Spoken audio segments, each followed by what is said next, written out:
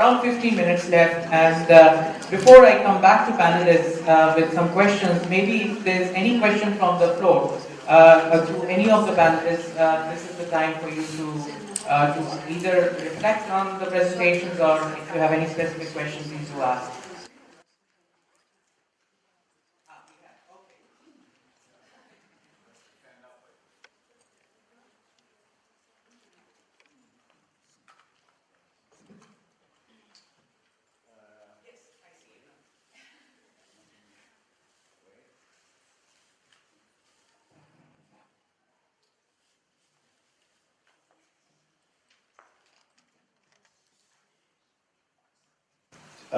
像我是广东来的，粤港澳促进会文化专业委员会的副秘书长黄启光。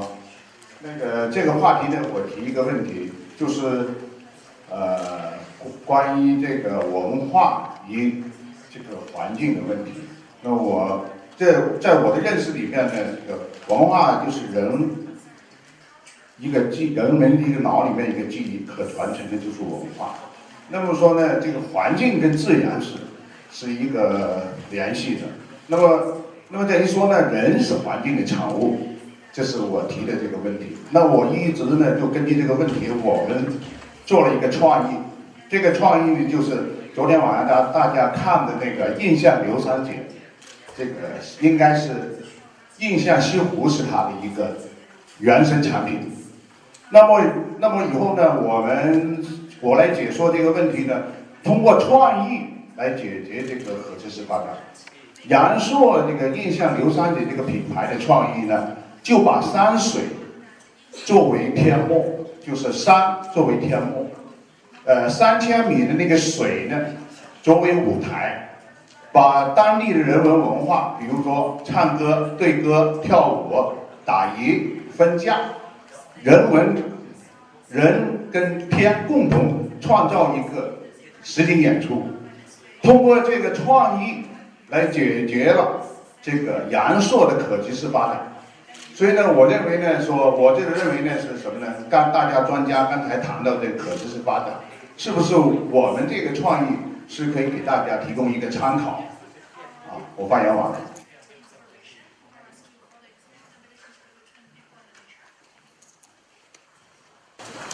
Is your question to any of the speakers, or it's a general question?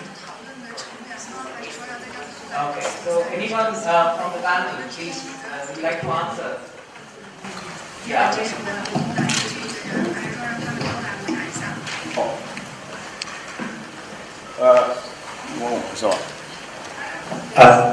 Yes, it's fantastic. I think what's really important is to recognize that this division between nature and culture, because I think that what you do through creativity is to, reconnect, recognize, and respect, the human face of globalization, that's destroying, alienating us from that environment increasingly.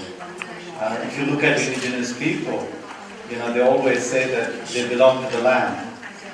They don't own the land, they belong to the land. And you go to Guizhou, you go to Yunnan, you get the same kind of thing from the indigenous people, from the Miao people and so on. But what you're doing in these performances, like last night, and the one in the similar one, but a different story in Guilin, is actually using this creativity to bring back that feeling, the emotion, and engagement, between culture and nature. So thank you. Yes. Yeah. Yes, please, finish. Then, you want to say something more? We are 这样，我刚才专家给我回答这个问题，我觉得非常合适，因为呢，我们找到了共同点。因为当初97年我们做这个创意呢，也就是生态与这个文化这个很融合的结合起来，是可持续发展的。谢谢大家。Yeah, we heard wonderful things about indigenous communities and from around the world, languages,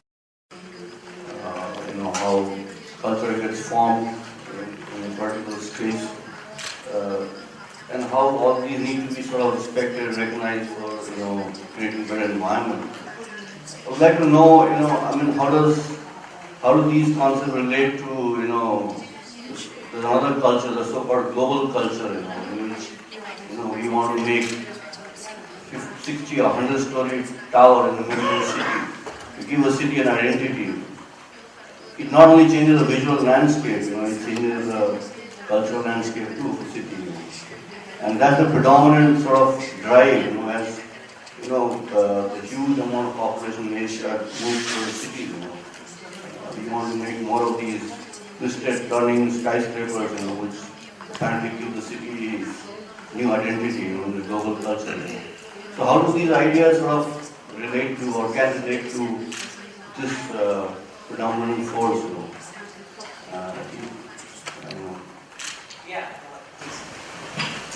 Thank you for your question.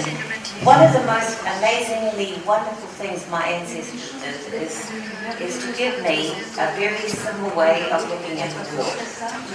There are two types of people in modern culture. There are hosts and there are guests.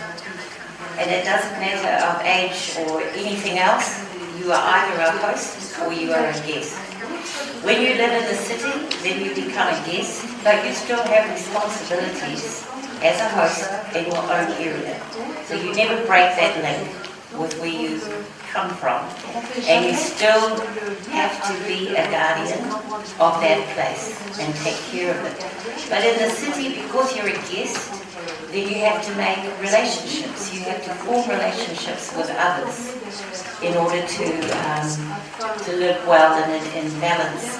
And I think in some ways that's actually a really good perspective to have on how you transport culture with you through your various movements in life. And I just want to take this time to also just throw something out there, because we're talking in this conference about making culture the fourth pillar. But if you really look at indigenous philosophies and the very things we've been saying in this room about how you cannot separate culture from nature and people from nature, really there should only be one pillar, and that's nature. We don't need 3 pillars, 4 pillars, 5 pillars, one pillar, which is nature. And all the rest of us are the guests that take care of it. Thank you very much. I think that was a good point. Yes, please. Thank you for allowing me give a question. My name is Young-Gil Kim from South Korea. I work for the Korea International Cooperation Agency, Korea's lead agency for development cooperation and aid. And my job portion is humanitarian assistance, which means that when natural disaster happens in developing countries, we organize and decide to send humanitarian aid and relief items for the people in affected areas. Last year, we the Korea sent around $10 million to be for the vulnerable people to be in the affected areas. And we are going to scale up at least double. And by 2050, at least triple. As a result, we have a plan to set up our initiative, which means disaster risk reduction initiative. Still, we don't have such a system. But many of advanced aid agencies, such as USAID, have such a program. So I have a plan to set up and build up the disaster risk reduction initiative, which means the contemporary technology such as early warning system. However, through your lecture, Mr. Robin, I can earn some kind of insight from the conventional wisdom, such as bamboo structured house. So, have you ever thought about the conventional and contemporary combination technology for risk reduction management? And that's my first question. The second one is that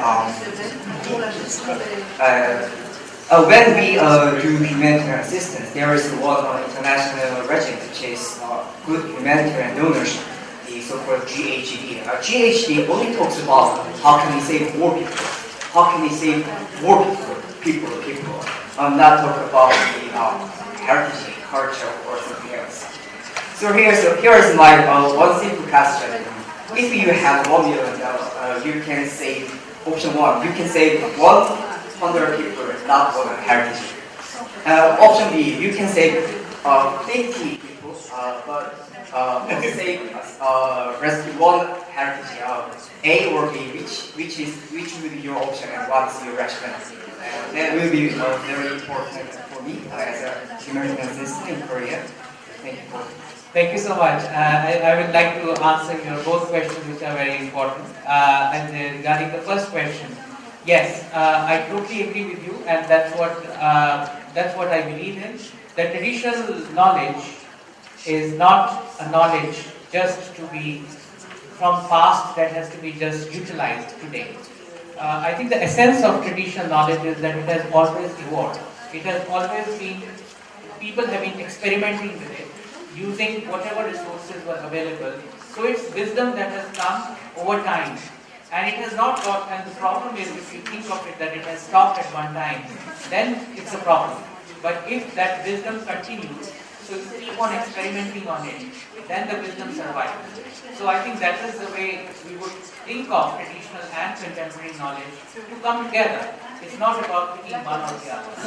Regarding your second question, I would say that in fact, your first question, your second question, I would not answer as one option or the other, but I would actually question the way heritage is defined.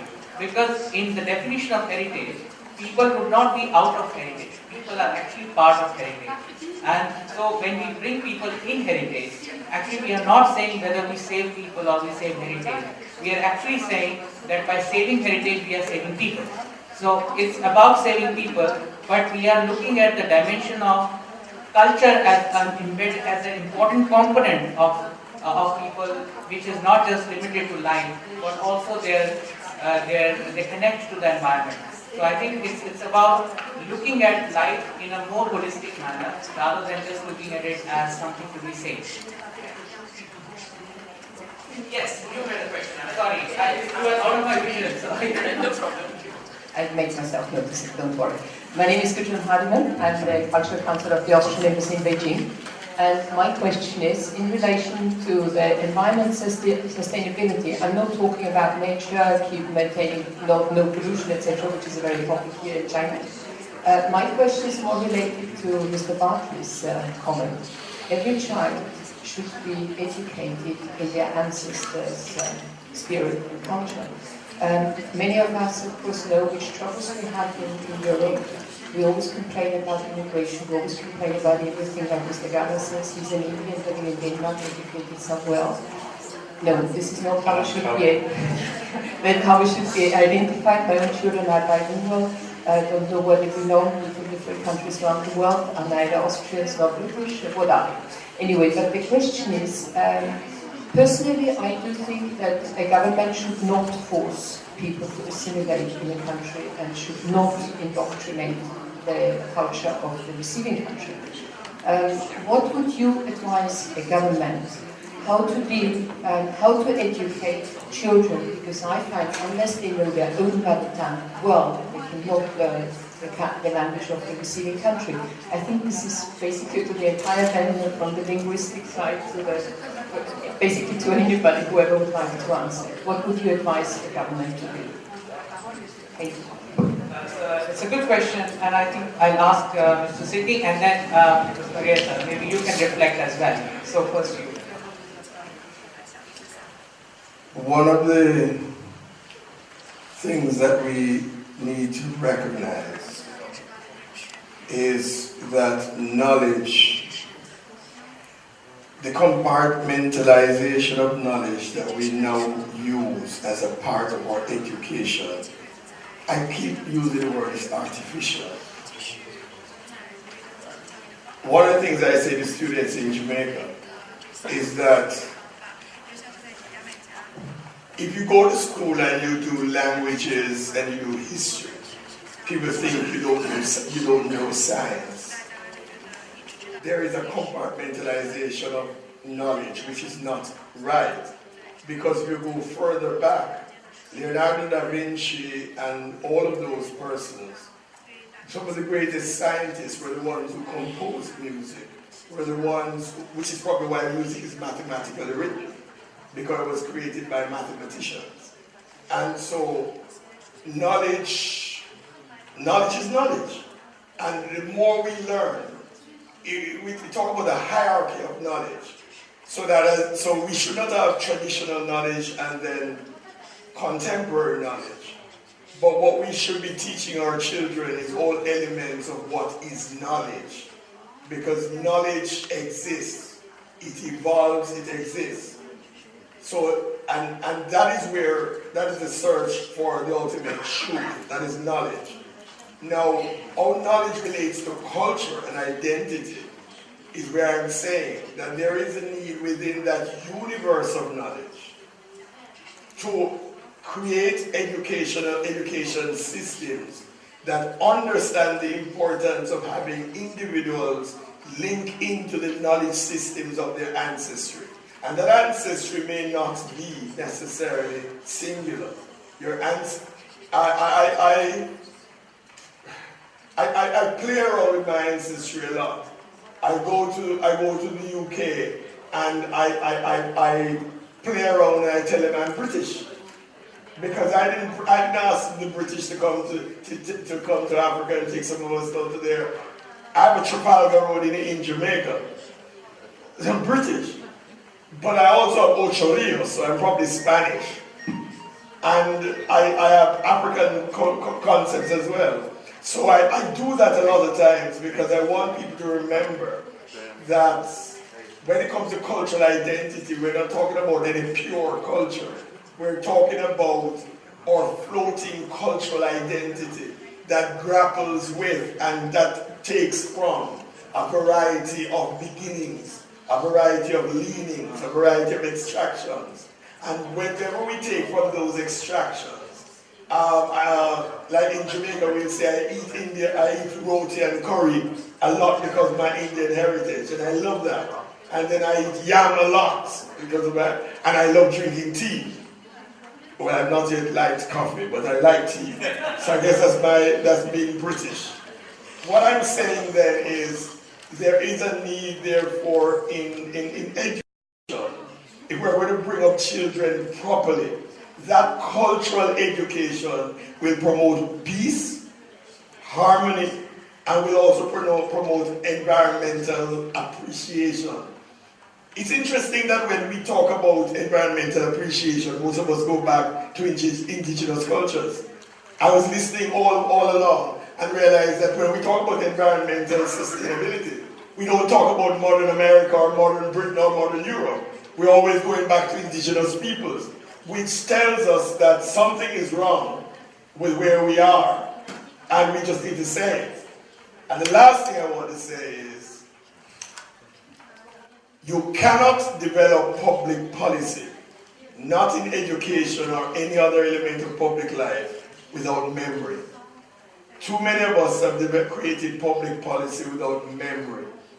We've got to remember where we're coming from. We've got to remember what we've been through, and then create a policy to either ensure that our children do not go through those situations anymore, or to either ensure that our children understand where they're coming from, because the memory has allowed us to ensure that our education content contains elements of our past that we believe it is important for our children to remember. And because we understand that when they remember that, it will create a better future for all of us. Because one of the problems we have is the loss of memory. And then things happen again. When we do not remember history, we repeat it.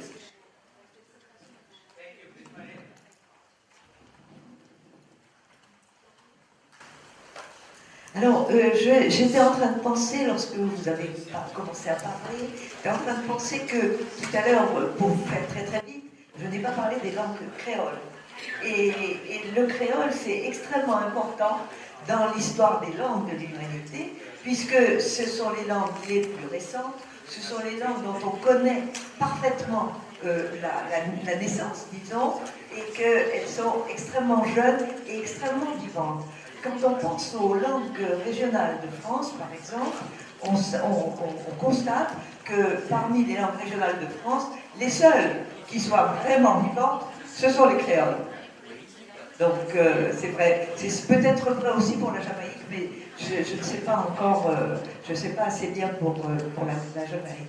Donc il est vrai que c'est très important pour ces langues, parce que très souvent, on dit que est une langue qui s'écrit. Et très souvent, malheureusement, pour les créoles, on n'a pas une écriture reconnue par tous les gens qui parlent le créole. Et voilà un des handicaps, peut-être auxquels on pourrait remédier dans le futur. Yeah, I think you raised a very important question, and as a new migrant to Denmark, I've been given a 5-year mandate by the government through the University of Copenhagen to deal with your question. And my argument is that, first of all, as Sydney has emphasized, the fluidity of the way we negotiate our sense of place and identity in life. Whether we come from a village, I mean, like in Copenhagen, if you come from Northern Jutland, you're an alien. In Australia, it's more easily accepted. But we have multiple identities and we negotiate, the way we are many people. But the most important thing is that I've emphasized only on Monday, that's why I'm late for this conference, because we had a big conference in Copenhagen dealing with the question that you raised, is that what Europeans are calling integration is really assimilation. It doesn't help. It doesn't build communities. And what we really need to deal with is, integration through inclusion. But in doing that, what linguists call, you don't have to teach 160 languages, no. But what linguists call, sociolinguists, cognitive reserve. That if we can speak more than 2 or 3 languages, we build that analytical ability to negotiate cultures, negotiate diversity. But that emphasis is disappearing. We're becoming increasingly monolingual in the world from being multilingual. So I think that we've got to be more scientific in the way we deal with these issues and deal with issues such as cognitive reserve, which enables us to negotiate a way like Sydney was talking about. But we had a whole conference. I can only point out one thing. Thank you. So I suppose there is no other question. We are already 10 minutes past our scheduled time. But it has been a very, very promising panel, very important discussion, and I think we can take this forward because a lot of very pertinent issues have been brought out. We have gone beyond this dichotomy of culture and nature. I think that has come out very strongly in this panel, that we have to not, I think you mentioned, Awa, that we should not look at culture as a sport pillar, but actually, and I think that's one pillar thing, is very important point that you made, and that's something that has strongly come out of this, all the cases that have been talked about and the presentations. So thank you very much. Let's give a big hand to everyone. And just before we conclude, I have an announcement to make.